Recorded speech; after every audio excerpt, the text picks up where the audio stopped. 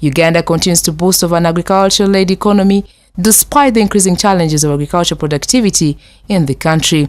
The farmers are at crossroads as the weather has become extremely harsh, inputs very expensive, and adulterated, and above all are exploited while accessing markets. The Chief Coordinator Operation Wealth Creation Dokolo District, Simon Agong, is not happy with some of the produce companies operating in the region that he described as exploitative to the farmers. With the farmers complaining that whenever the season is beginning, these people bring their seeds and tend to sell to them very highly. But now when they buy and produce these grains, when they come to sell to them, they reduce the price. So what I wanted to say, to encourage these people to take what we are stretching here, we must be kind enough to them so that we encourage them, because it's not easy. It's like training a cow to dance, and we must all be kind so that these people, even if they buy a small thing, they get some profit. This one I'm targeting the male company. People are better complaining when we do the sunflower guys. Whenever you bring sunflower seeds to our people, you sell the seeds very exorbitantly, but when they produce, you bring down your price per kilo, which is not very good. Many stakeholders reacted to the challenges. The issue of price of produce or grains given to farmers by traders will never be solved or settled unless the farmers get themselves organized. We have sat in very many fora, different platforms, thinking and trying to find ways by which farmers can get relief from the oppression by this the businessmen or the community. We have found that unless farmers accept to get themselves organized, listen to what they are being told, they will never fight that thing off. They will continue to cry, continue to be cheated, and completely reduce down. But you can produce seed. So as we talk of seed multiplication, please, the CPH, the extension workers, put in some serious things. Because at times we give you even the bags, the magic storage bags, so that you can store your seeds for a long time. There is somewhere in Irira where we gave them triple bags. I went back, I found the bundles, the way they gave them, they are kept them. They are not given them.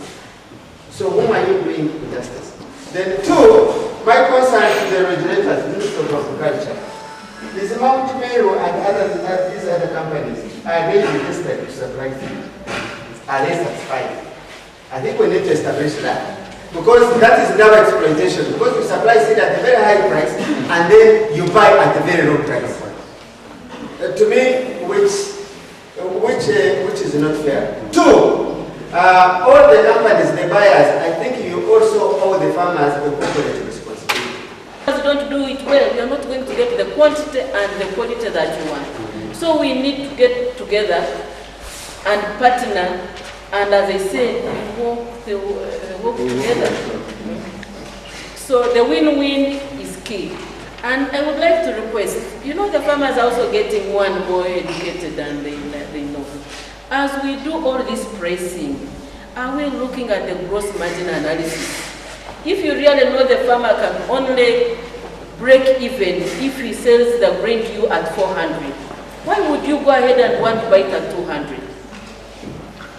And that's why what happens. The farmers are very, very clever. If you do it, the next season you are not going to get that grain. Chain actors along maybe the production of a certain commodity on different nodes, have they ever thought of mobilizing themselves on their own without Mr. Sakawa maybe having to mobilize them, or the production officer or the extension worker, to come together as people of the same concern so that you discuss and come up with solutions where the problem could be. Because at times you could say the seed is bad, or the prices the buyers are giving us are very low. But have you ever thought of you may be dealing with maize commodity, coming together in one platform so that you discuss your own problem without outsiders forcing things on you. Maybe it is a more sustainable way. Farmers in Dokolo district for the last 3 years have been exposed to modern and sustainable farming technologies under a project dubbed Growth for Uganda under the Sasakawa Africa Association Ministry of Agriculture Partnership. And Dokolo district as a whole is a hard-working district. That is why we are trusted with each and every programs that come along. Because if in the first phase we can deliver 92%, then what about the second phase that we will get to know more of what we are doing? I think we shall achieve more. And now, we have very few commercial farmers in Dokolo district. What strategy are we going to design to make us have more commercial farmers? We still have subsistence. People grow, people still go for this subsistence farming that really doesn't help so much. Amidst the strategy that we are going to lay down, we have challenges. For farmers, you are going to act, and in all this room, all of us are farmers. The second point I want to make is, farming is not subsistence farming. We are talking about big farming, acreage farming. If you are not talking about 1 acre and above, you're in the wrong room. You're not going to dig this room and then you say, I'm in business. Here we are talking about agribusiness. Now that they have come up with the idea of treating farming as a business, there are areas that we are coming up with share. Because some of these inputs are good, but they cannot give us money. The poverty people are talking about is not about food, it's about money in the pocket. Yes. So we have now start selecting inputs, which even if you produce it in a small portion of land, you'll be able to harvest and sell and realize good money. So that is a ready market.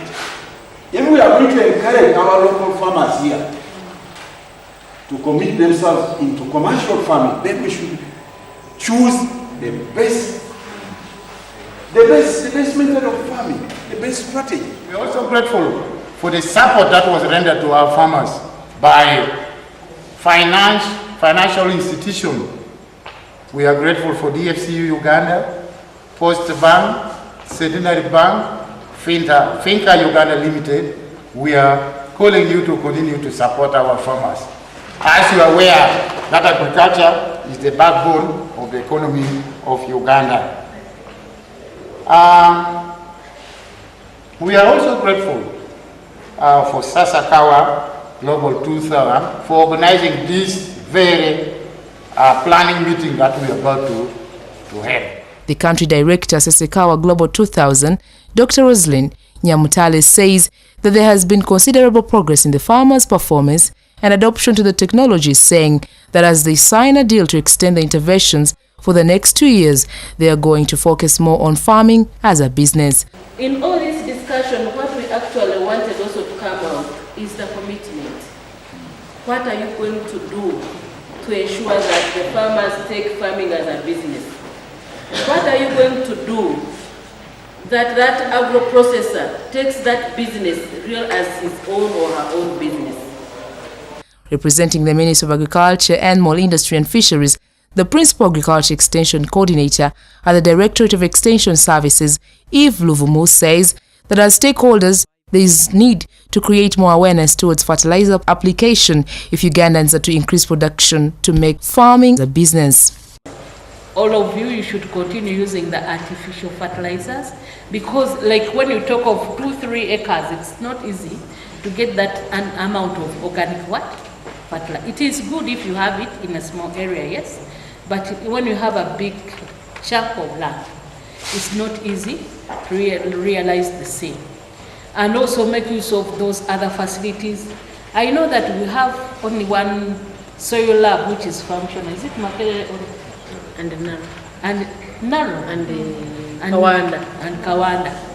So if you want to go real commercial, you want to be sure of what is in that soil, so that you add exactly what you want. You can even take a soil sample to either Makerere or Naro Kawanda. Meanwhile, the clerk to Council Dokolo District Ojok has expressed dismay over the poor spending methods of the monies sold from the produce by the men in Lango. Like for example, recently, some people sold simsim. You know simsim in Lango, they call it a white gold.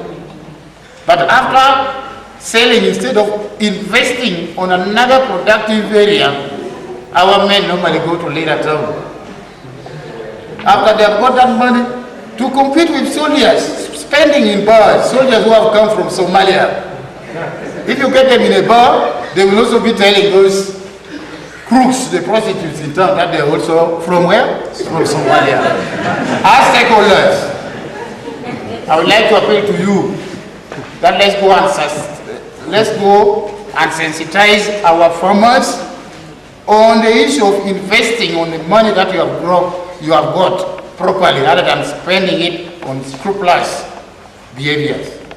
Sisekawa Global 2000 and the farming stakeholders in Dokolo are committed to improving the quality and quantity of produce and pledge more devotion to improving the livelihoods of the communities and the region. Douglas Setumba compiled this report.